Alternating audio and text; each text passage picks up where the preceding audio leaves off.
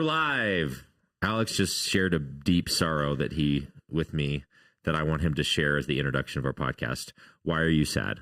Well, I have a favorite. I have lots of favorite authors, actually, to be fair, but usually they're in different realms. So my favorite Christian author, I think, is a guy called Frederick Buechner, who I quote a lot. He's got a beautiful mix of pithy. He was a Presbyterian minister, also a writer of some brilliant books, an out-the-box thinker. He was one of the guys that I always thought, you're always able to see the other angle on something. It's almost like you could get behind it and see it from a different way, different point of view. Huh. And he passed away in 2022. Yeah. And I just happened to see where he passed away. And in his last years, he was living about an hour away from where I was living in New York. He was in Vermont, just across the border. And he's just one of those weird things, you don't know what would have happened, but missed opportunities and stuff like that. I might have potentially, maybe could have met him. If I'd have known, I would definitely have written to him and said, hey, can I come hang out? And maybe at 90, he's got enough space that he's sure. Scrappy upstart English pastor, sure, you can come hang out with me. It just that's what happened with Dallas Willard and John Ortberg. Yeah. Although both of them were unknown at the time. Yeah. I feel like John Ortberg went a long way to helping Dallas Willard become better known because he took all of his stuff and rewrote it. It was just like a weird sense of grief of that would have been great. I wish I'd known I was that close. Yeah. Yeah. Funny story. Anyway, I don't know why we're starting with that. I don't know, because I love starting in the middle of sentences. I don't know why. I've got this propensity just hit live right at 11 and just see what we're talking about when it happens. So propensity, good word. Yeah. I don't know if I used it correctly, but how's it going, man? Oh man. Start a new series. Yeah. We're out of Revelation for at least a little bit. I was just chatting to one of the staff, and he said, what we're talking about this week, and I said fear. He said, wow, we're just putting them all together. Shame, fear, the bad ones. That's right. Yeah, both ugly emotions. Gluttons for punishment. Yeah, although I was thinking about this. I actually think Eastertide, this series after Easter. This season after Easter is a great time to rework stories. What do you mean? Well, if you look at what actually happened during Eastertide, after the you mean resurrection. biblical time? Yeah. Well, it's all about healing stories. Thomas, Peter, John, to an extent, Mary for sure. There's the hovering potential. Will Judas's story be healed, and then the no to it, and then. So I think it's just a season scripturally where we see healing, and of stories that theoretically are painful or negative stories. Yeah. And so I think actually to do that in Eastertide, to go back to some primordial stories almost, and see how does that affect me today? Yeah. How's the shame story rooted in me? How's the fear story rooted in me? You think Genesis sketches out humans experiencing those emotions for the first time, with the idea that I always have thought it funny that Christians hate the term myth, it's they're terrified of myth as a term, but actually myth has the capacity to pull historical truth and human truth together. Yeah. And so that. So what do you mean by myth? Well, I think we've come to think of myth as the idea these are stories that aren't true. That didn't happen. And I think a more accurate definition of myth is the stories are sometimes true, and as I would argue in this case, they are true, but the primary point isn't their trueness. They're not written just so that they can be factual. They're written to teach you something. They're written to show you something about humanity. So I think we get to see like, oh, we get to see why we're so messed up actually. Yeah. And so then when, you know, I think there's a good argument that knowing how messed up you are is a precursor to healing. Yeah. So like for those, let's just pretend at least some of our audience didn't get a chance to hear the introduction to the series. Can you like, try and give them a little podcast version of like, why in the world did this building sort of concept, and where do emotions come from? I think I started off with, it's really interesting, and academic like podcasts like the Bible Project have done this. Like, how did we come to be? How do we move from gardeners to city dwellers? Like, how did that movement happen? Like, even this week, like, I'll be sketching out, you know, our first ancestors were gardeners. Their son built a city. Like, that's a strange movement to be able to speak of. That's like my dad's a mechanic, and I'm what's the opposite of a mechanic? Rocket scientist. No, it's like a what's the opposite of a mechanic? Because that's what I am. Yeah, it's like a progression that you wouldn't expect. And so that in itself is like just an anthropological curiosity. But then almost every human experiment is flawed. I actually read this in Nahum Gupta's commentary on Genesis. He talks about the idea that like there's all these cultural developments that are sketched out in Genesis chapter 4, and he's like, and it seems like our creativity outruns our morality. Like our capacity to be good is left far behind in the dust as our creative genius throws itself at the world. Yeah. And so we might have talked a little bit about that last week. Was it on this show, or was it just you and I in the hallway where we talked about like Karl Barth's like terrified of like airplanes and stuff? Yeah. Absolutely. Yeah, Tolkien and his cars and I can never remember if it's on the show. Wendell Berry, who thinks that like you shouldn't own a computer. He literally writes his books on a typewriter. Yeah, and C.S. Lewis said the same thing, at least to young writers. He said, don't write on a typewriter because it will throw off your rhythm that you're still developing. You got to feel it in the hand movements of that. Like, I mean, just like almost like Luddites, like, you know, the Luddites in England in the 18th century, they're literally like destroying looms because they're worried about the technological advance. Yeah, Wendell Berry's like, I wish I could just use pencils. Like he's even against pens. Yeah, the Luddites are like, you know what? We're really against the thing that's now an archaic joke. Like we talk about, like, remember when we were using looms? And they're like, no. That's a horrible technology. Yeah. And now we're like, what should we do with AI? Yeah, and you know, sorry, I totally derailed your that's flow fine. of thought. Because even the progression, like the S curve or whatever they call it, of like the technology that we're in at the moment, where we're right in that like almost vertical leap that we went from like the 70s scrambling around trying to get hold of people on house phones or in their offices. Yeah. I was just watching Argo, the movie about the Iranian hostage crisis, and like desperately trying to find the chief of staff of the White House office. Like, and yeah, the guy's like, Bryan Cranston's character's like, you know, we're a spy agency, find him. What's wrong with you people? But today we just text him. Like, hey, where are you? We went from that in 50 years to carrying a supercomputer in our pockets. Yeah. And then there's always questions that come with that of the negativity of it. There's actually a little clip going around on the internet right now of I think it's Berlin or is it Madrid? One of the cities in Europe lost its power grid for like a whole day. It just wiped out. So all of the cellular networks wiped out too. All of the Wi-Fi networks wiped out. And they got videos of the park, and people are like hanging around, throwing frisbees and riding bikes, and like it's like best day ever. Oh wait! It is the phones. That is the thing that's like crushing our souls and leading us away from personal interactions. So creativity's always had question marks. Yeah, as to like the positivity of it.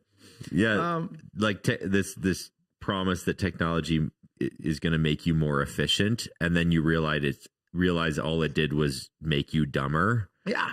So like, yes, now it reminds you of your calendar. You used to have the capacity to remember your calendar, Sure. or whatever. Yeah. Like, and now you don't have the capacity. Yeah, so, I have almost like, I was pretty good at math as a kid, so I don't really need any calculator to do sums for me, but I have some kind of invisible line where I'm like, oh, that sum's too difficult to do right now. I'm just going to use a calculator. Like, I don't know where the line is, but it hits. My line is like anything bigger than 1 + 1.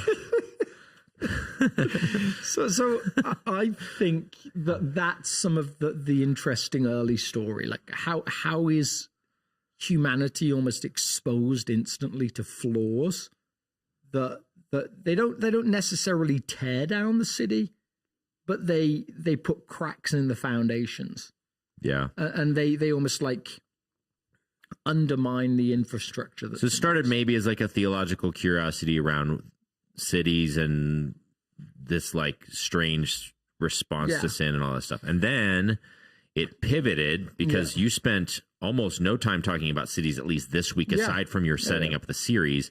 You talked about shame. Yeah. So like, what's the, can you draw the line between a city and the emotion of shame? Well, so to me, at least that began with like a question mark that I tried to wrestle with.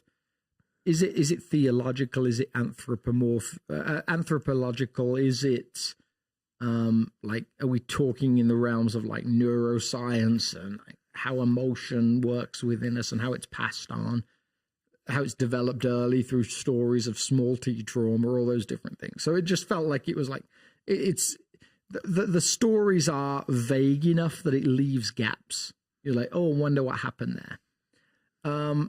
And so what my kind of thesis in my head was I see multiple times in my own life where these, I'm going to call them primordial stories, where these primordial stories rise up from past experience and damage the very things I'm trying to create.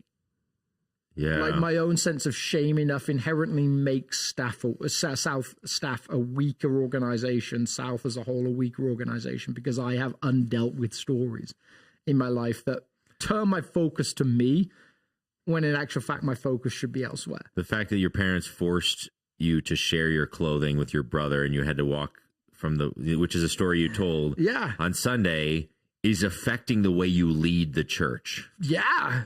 That's terrifying. Yeah. And so it's affecting the way that business owners run their businesses. It's affecting the way spouses interact with each other.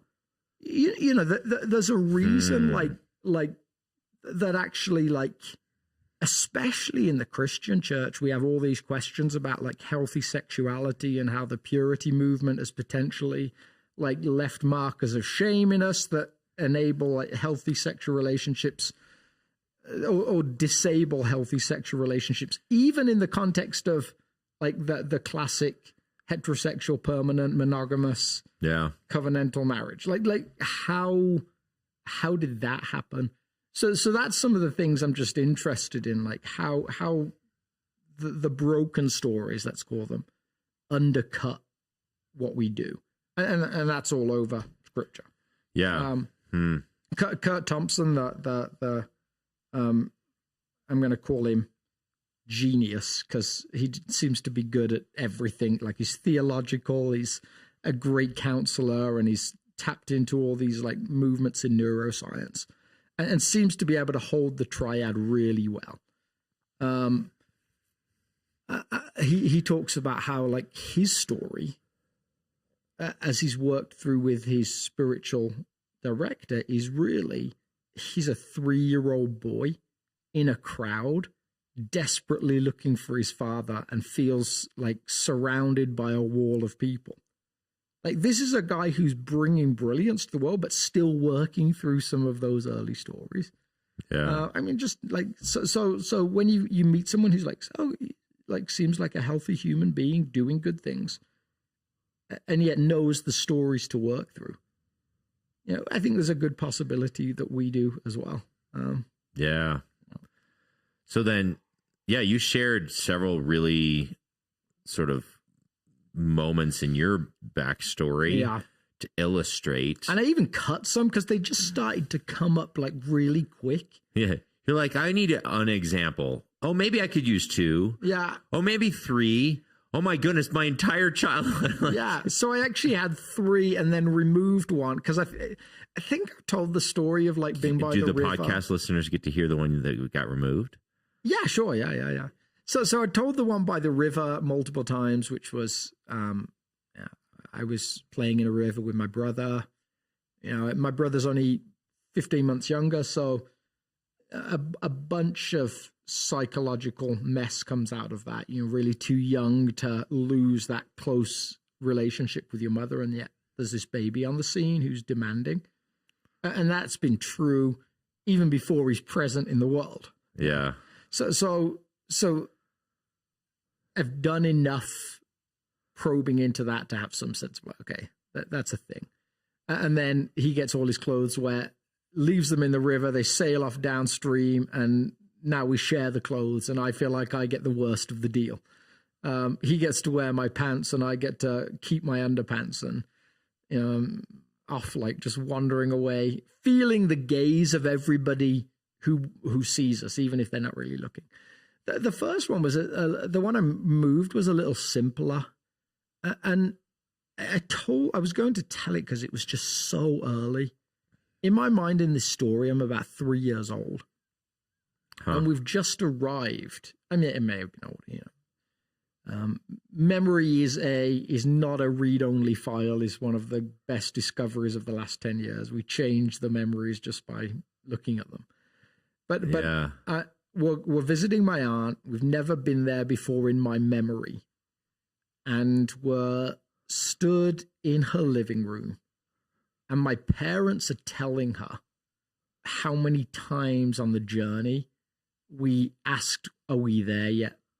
You know, the most universal and basic and necessary question of a child who has no capacity to know, are we there yet? The distance doesn't mean anything to us. As an adult, we have a concrete sense of reality of like how long it's going to take. And as a child, we're just simply operating in trust that our parents will get us there. And so my dad is in this like imagination, he's kind of mimicking our voices as like, you know, as we've asked, like, are we there yet? Are we there yet? Are we there yet? And I have this conscious memory of moving and hiding behind my mother. She like wore these long like skirts or dresses almost down to the ground. And I have this conscious memory of like standing behind her because I don't want to be seen. Like the story is centered around me in a particular way, and it's pointing at me and laughing at me. And so it's like this first memory that comes from somewhere that don't look at me. Like don't give me those glances that suggest I'm the joke of the story. Okay, well, at the risk of taking this podcast into like a counseling session, how does that affect you today? Oh, well, I am not a counselor. Yeah, I don't know if that story affects me today, but other stories that are similar definitely do. Like it brought up some sort of an emotion though. Like, can you draw a line to like to anything? Well, I think I talked about in the sermon that encounter with a friend who, when I told him about having to maybe wear braces and a particular type of brace, he was like, you know, I'm not being your friend. Again, like shame doesn't want people to look at us, and we also don't want to look at people in their moments of shame.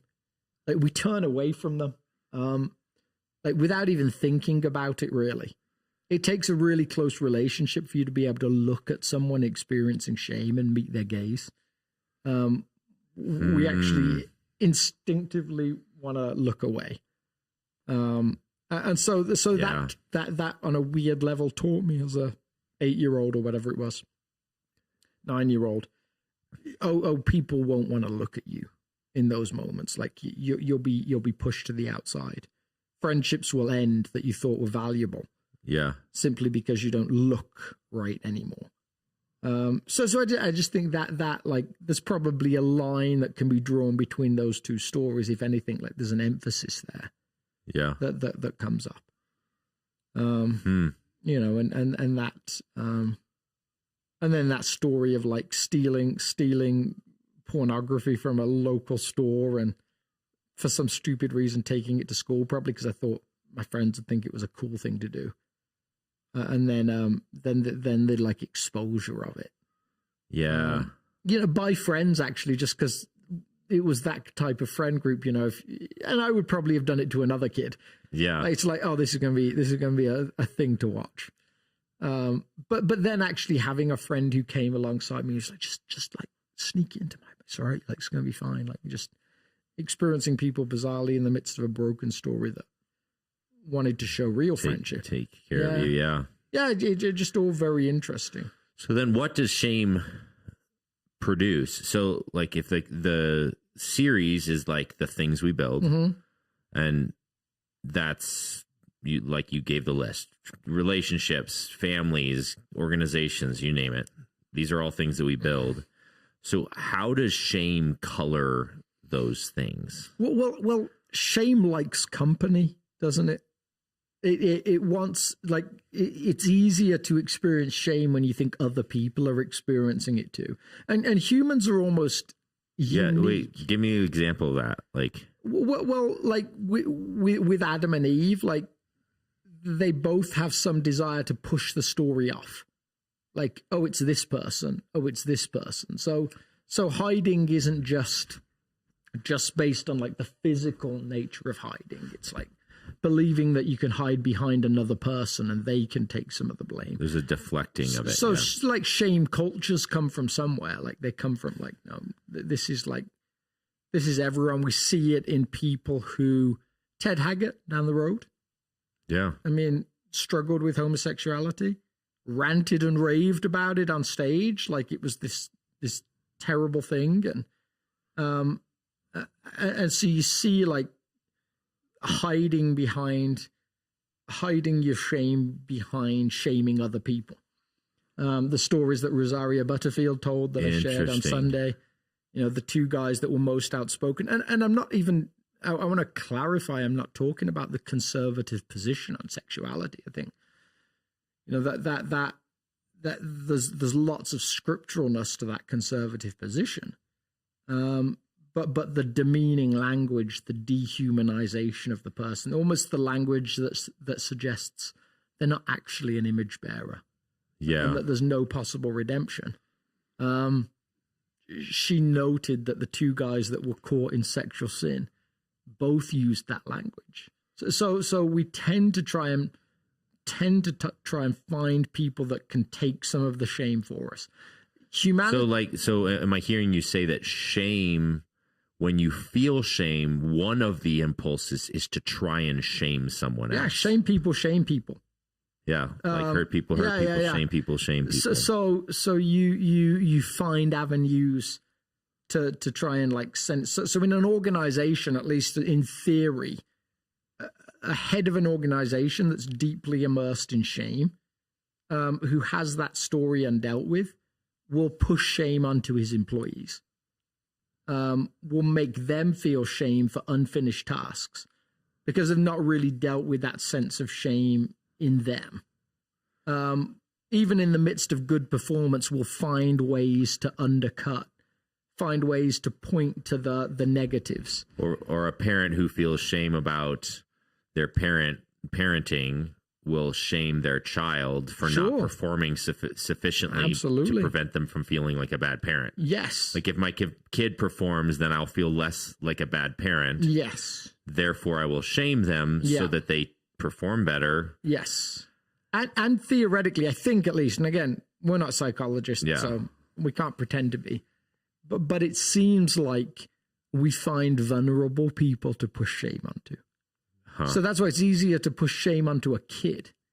The Nancy Ortberg example I used, and she has a beautiful teaching that she wrote on the weight of motherhood as she experienced it.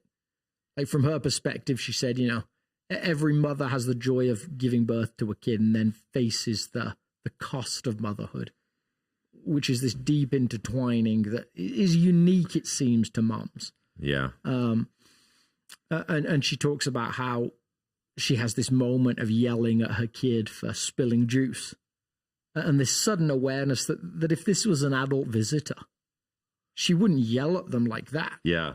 Like, the kid just was a vulnerable avenue for her to be able to take her rage out on. Yeah. I love the Brian Regan joke where he talks about seeing the kid at the zoo whose balloon floats away, and the dad goes, don't worry about it. Like, we'll get you another one. Like, just like, shut up. Like, don't worry about it. We'll get you another one. He's like, I wanted to take that dad's wallet and have it float away and be like, don't worry about it. We'll get you another one. I want that one. Yeah, sure. Yeah, and like, when you put yourself in the kid's shoes and their perspective, you're like, wait a minute. Yeah. It's like, and that's what we tend to do, like, especially with kids and fears. And this is, when we get to fear, this is part of the challenging thing. Like, we actually think we're helping when you say, oh, you don't need to worry about that.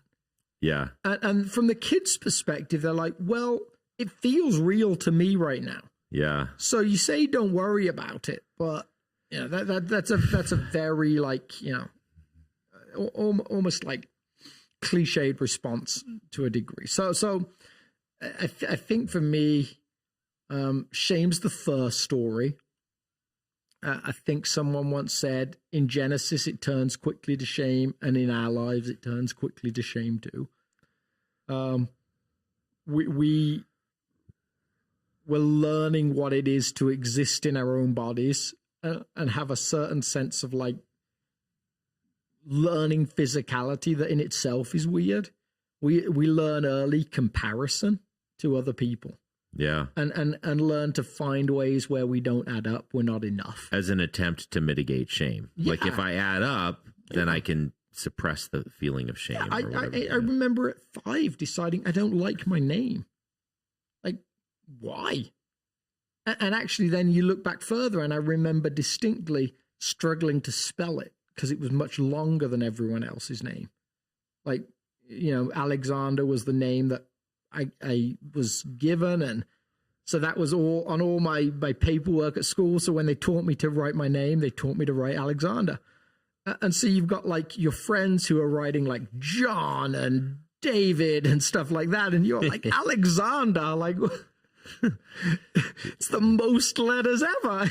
Yeah, I remember some shame around not knowing how to spell my last name, which is a doozy. Yeah.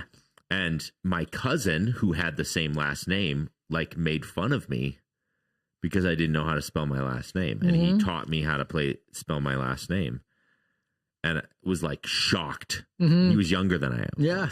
He was like, you don't know how to spell your last name? And I was like, I grew up in Africa. Like, I don't know how to do anything. Like, I was, like, just, again, trying to deflect or trying to, like, release this tension. Super interesting. Yeah. So I think we almost, it's almost universal. It feels better for the moment when we share it with others, because it feels like it's pointed attention away from us. It's so share, not in the sense of, like, I'm feeling the shame. No, sorry. Share like, it as in, like, force it on. I'm not as bad as you are because you did this, or, like, to deflect it or whatever. Yeah. Yeah. Find ways. And I think someone once said humans are almost unique in that respect. We actually feel more comfortable when another one of our species shares our pain, whereas animals don't feel that way. Like, animals can actually feel joy when one of their species is reprieved from pain and suffering. Huh. We apparently are not like that. So, I mean, just interesting, really. Like, we're quite broken creatures, really. Like the pinnacle of creation, and we're quite happy to have someone else suffer with us. It's wild. Yeah. So, what do we do with shame? So it's all over the place. You convinced us. You shared enough stories with us from your own life and stuff to remind us of that emotion. And I think most people who were there we're like, yes, I know what that feels like. So what in the world do you do with this? Well, I think this is one of those challenging ones where we'll almost work hard to convince ourselves based on the I'm going to call it the problem, the antidote to the problem. We'll almost convince ourselves that the antidote can never be the antidote. Like it's almost like, because the antidote seems like it's vulnerability.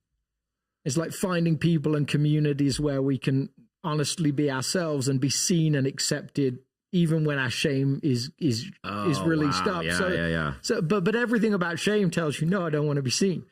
So it's like trying to convince someone, and you know, there's ideas in scripture that resemble that. Is it who's the guy? Haman? No, not Haman. Who's the guy that comes to Elisha and has leprosy? It is, right? Is it Haman? Naaman? I'm confused. No, because that's from Esther. No, maybe is it the same name? I'll look it up. Naaman, Haman, something like that. Yes. I think it's just it's a very similar name.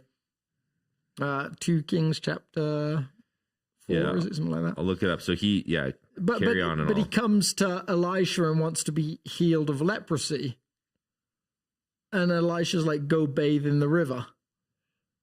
And he's like, I'm not bathing in the river. Like, what's wrong with this guy? Like, this, and I think his language is actually, we got plenty of rivers back home. Naaman. So Haman and Naaman. We got plenty of rivers back home to bathe in. There's an antidote offered, but he can't take it for all sorts of reasons. I think it's even more clear in shame. Like, I think I shared a quote from Kurt Thompson again, who said, vulnerability and community, confessional communities is the term he would use, like Celebrate Recovery, where you can be honest about your shame and be seen and looked at and, accepted as a person. They are the antidote. They are the cure. And yet, everything about shame's work, shame itself will tell us, no, that can't be the answer. You'll find the same rejection you found in your own heart, and in other communities before. Even the experience, like say, for example, of being tried in a court, is you stand in front of a group of people who pronounce you guilty, and then you're sent out of the room alone. Like shame tells us we're going to be alone by ourselves in a room and no one will love us, no one will accept us. Yeah. And so it seems like finding communities, like small groups, a good small group can work that way, I think. A good therapist can work that way. So do you have any moments that you remember in your life where like shame took a significant blow? So I shared one on Sunday. Yeah, that was that a profound one. Yeah, just the willingness of someone to look at me when I feared that the only like people would turn their gaze from me. Yeah. That I'd be discluded, that I'd be seen as like less worthy. I grew up in it was a holiness tradition, so I often joked hidden sin was fine in that community. You could struggle with pride and no one cared. But if you smoked a cigarette outside the front of the church, that would probably mean you'd never be included in anything leadership-wise again. So I think there was this sense of being looked at, and someone almost took the place of Jesus for me, and told me I was still worthy, I was still loved by God, still valuable, and so the words themselves, actually, I no longer really remember. I actually just remember the last words, which were, "Don't you have a job to do?" Like to have someone say, "Don't you have a leadership role to go and stand in?" When I was convinced that I was completely unworthy, perhaps even of God's love, full stop, let alone a role in a church community as a leader. And to have someone who said simply like, "Go do your job, please. Like, you're called to this. Like, keep doing the good work you've been doing." So what did that do for you going forward? Did it feel like it? I'm sure it felt good in the moment, but then in the weeks, months beyond, did that undo more things in your soul? So I wouldn't say that healed everything permanently for all time. Yeah. I think it probably takes more reps than that. Yeah. To bring healing. And so I think, I definitely not want people to hear, "Oh, just have someone say something good about you one time and that's going to fix every bit of shame you've ever experienced." It was the beginning of some good work that took lots of people. But maybe started shifted the tides. Yeah.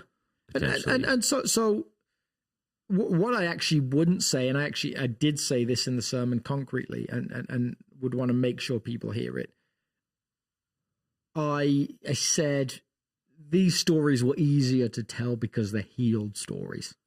Yeah. Like I described struggling with pornography from 12 to like 22 or whatever, something like that. And it's not something I struggle with today.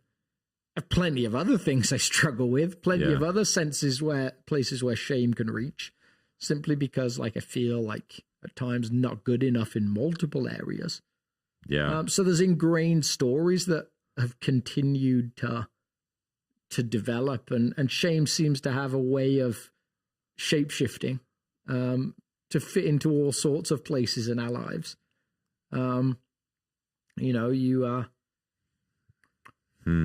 spent a lot of years early on in our marriage trying to be the perfect husband, but never felt good enough at it. Tried to be the perfect father, never felt good enough at it. Tried to be the perfect pastor, never felt good enough in it. And it wasn't from want of trying. Like, shame doesn't seem to care whether we try hard or not try hard. Yeah. Shame doesn't give you points for trying. Yeah. Yeah. It's nothing to do with effort. You don't get a trophy for participation. No. So shame is almost this, it seems like to me, it's a graceless space. Huh. Like if grace comes free of charge on the house, no strings attached, shame does too in a weirdly similar fashion, but on the negative end of the scale. Because shame is inherently attached to a person, not to an activity. And so the problem with shame is you can have done the repentance thing. You can have done you don't even need to have, I don't even think you need to have concretely done something wrong. It's like what John Ortberg called a growing awareness that I wasn't enough. That I didn't add up. That when you took the parts of me and did the sum, you got a conclusion that wasn't good enough. Yeah. So that's an ugly space to live in. Yeah. And so to go back to that metaphor of hiding, which is Adam and Eve's response to shame. I'm going to hide behind a tree. Actually, one of the antidotes for me is to remind myself that Jesus specifically chose to die in a way that was considered shameful. Like fully exposed, all our art of this multiple centuries is all very, very modest. There's always loincloths, but that wasn't the Roman practice. Yeah. The Roman practice was designed to humiliate you and then to cause so much pain that you could no longer worry about the humiliation. Yeah. I think I think it is super fascinating that the antidote to shame is the most, like, it's one of the hardest things for someone who's in shame to do. I'm trying to think of another example where that is true. I think you see it sometimes in like certain the certain sicknesses where you feel like unable to exercise, and for some people exercise is the remedy. Yeah. You see that in like cases of like extreme obesity and stuff. It's almost impossible to move because of the weakness of the bones and the muscle in comparison to the weight, and yet eventually you have to be able to move to be able to live a healthy life. Like there's so it seems like there's some other examples. But to choose someone who you can trust to essentially, I'm going to use the word expose because it really I think it feels like that there's a revealing of yourself that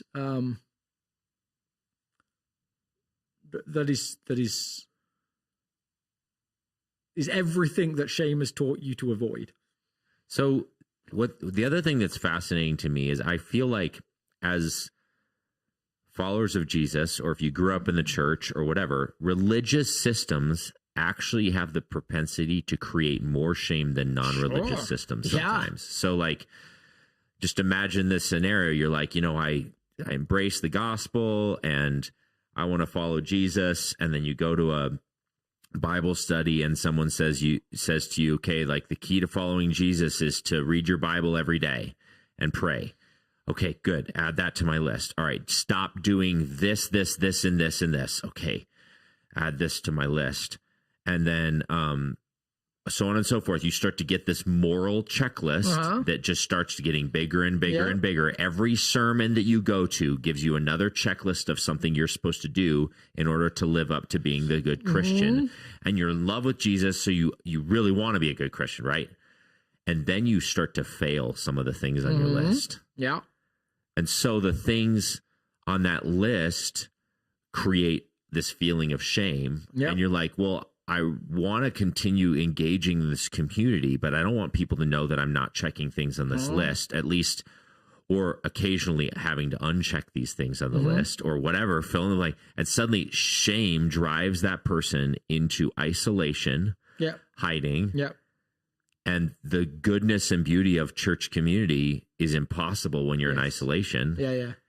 And so the very religious systems that's designed to help you heal from brokenness actually starts to contribute to this thing that prevents healing. And that's maybe why Jesus has this system of discipleship that's so relationship driven. Like, actually, it seems like in scripture, in the Gospels, the only people Jesus gets mad at for not being spiritual enough are the religious leaders. Like, he hangs out with all these tax collectors and sinners, and there's no evidence that he's like railing at them and like sending them home with lists of things to do. He goes up to one and he simply says, "Follow me, you're gonna get it."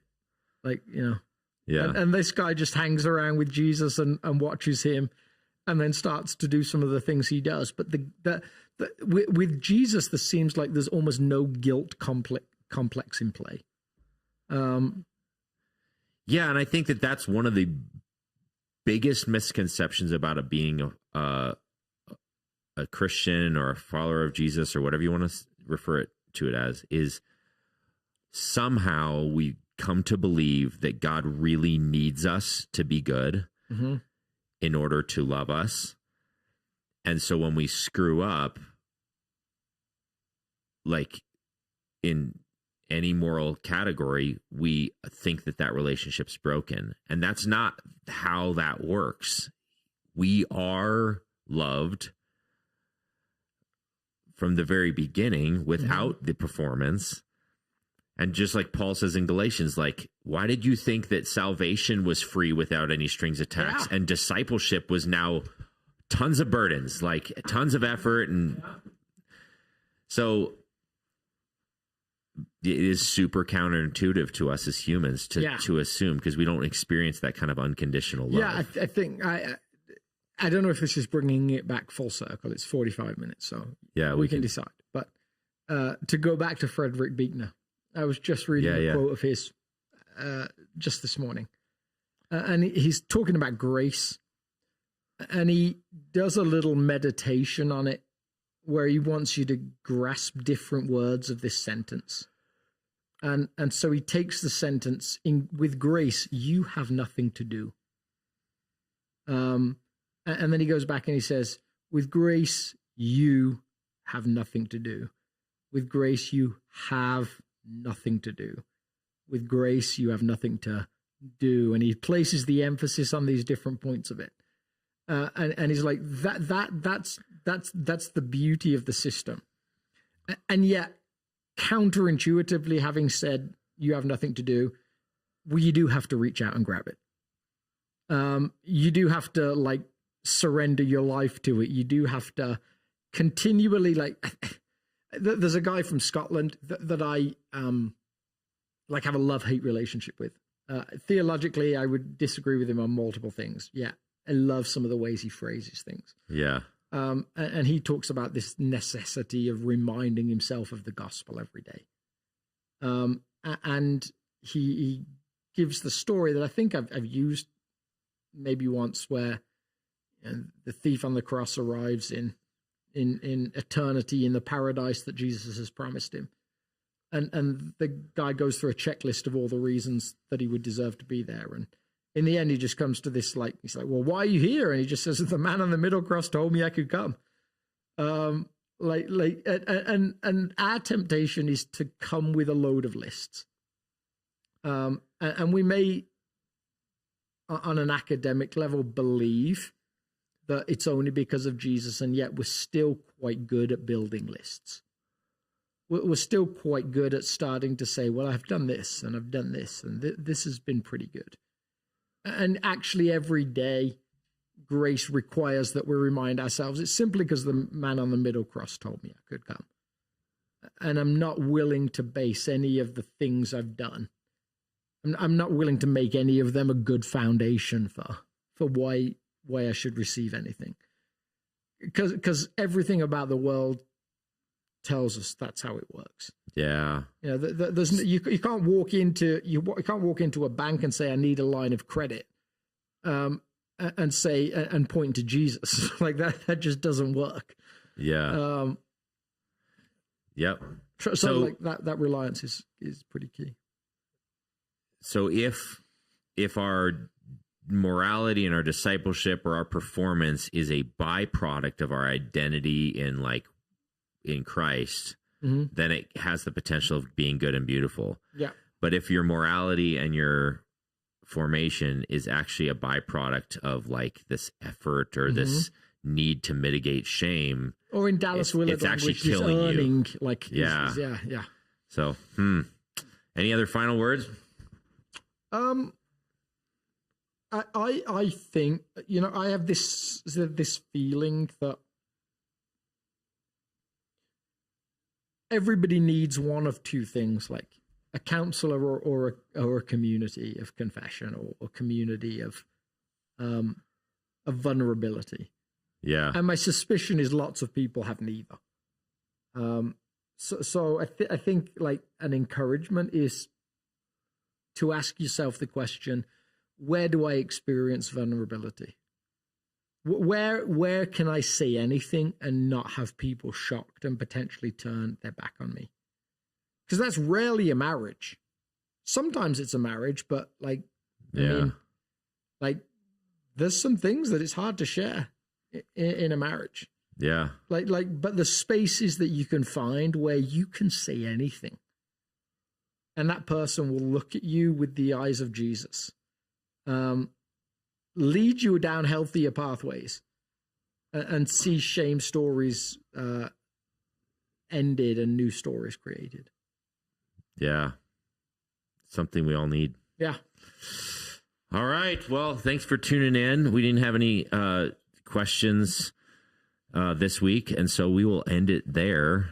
And then this coming week, we get the joy of talking about fear. Come back to talk about fear. Aren't you excited? I'm such a bad